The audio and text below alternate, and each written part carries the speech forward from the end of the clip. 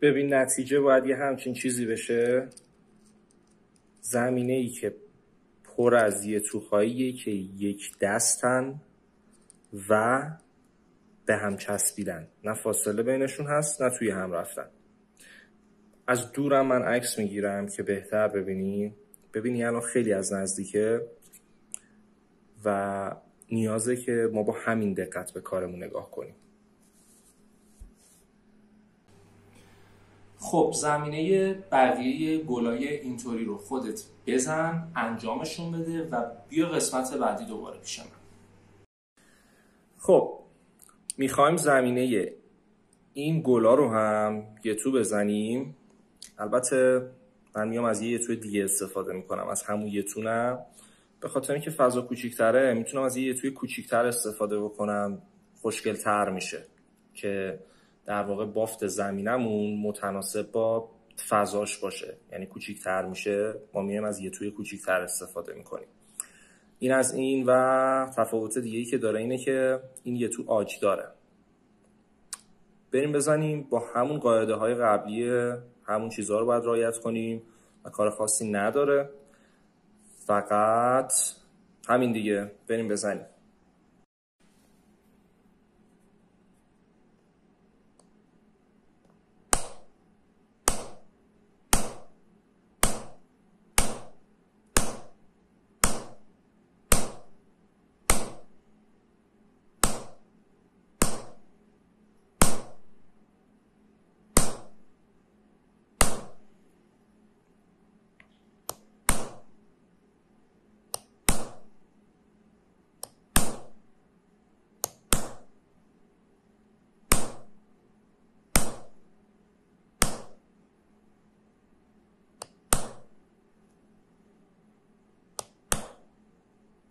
اینجا چون فضا کمه باید کج بزنم و بیایم اینجا دوباره از بالا بزنیم که ببینیم داریم چیکار میکنیم.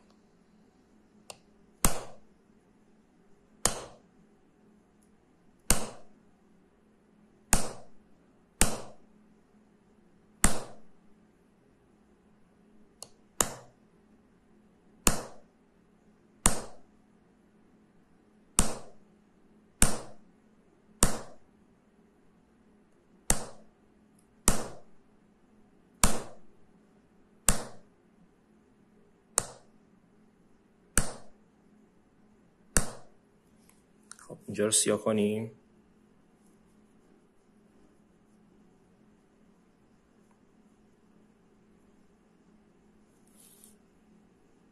این از این. فقط اینجا یه فضای خالی هست، کج میذارم، یه دونه میزنم. اینایی هم که اینجا زدم یه مقداری ضعیف خورده، پس دوباره میزنم. بریم سراغ ادامش.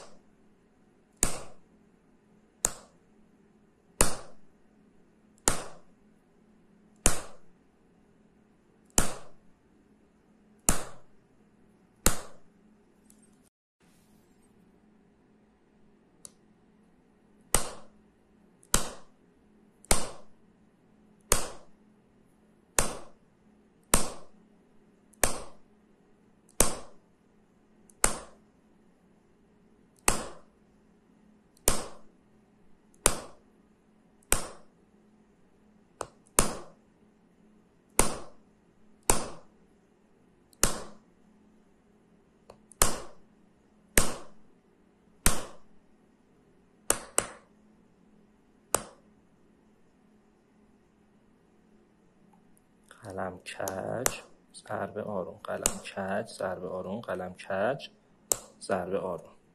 اینجا دوره قلم کج، ضربه آروم.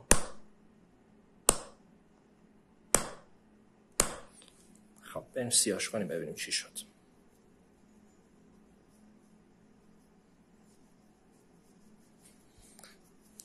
اینم از این.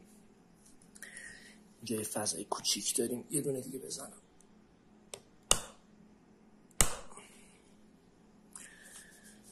خب بیایم این مقداری از بالاتر ببینیم چی کار کردیم.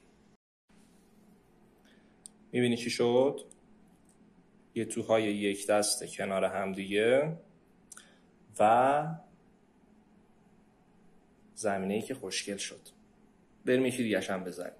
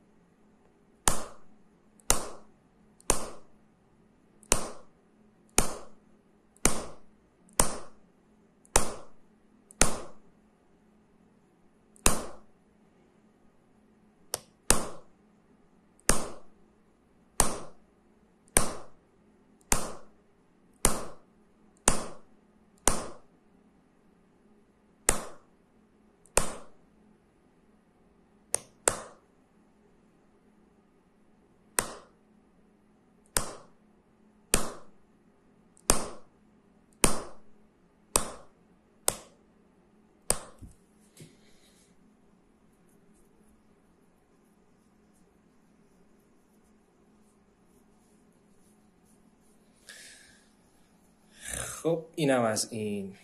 میبینیم نتیجه قراره بشه این.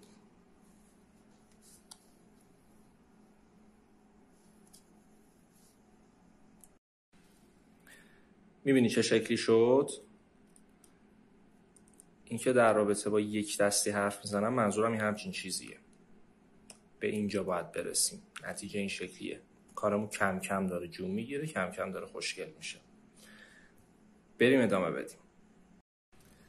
اینم از نزدیکتر برای اینکه بهتر ببینی چه اتفاقی افتاده.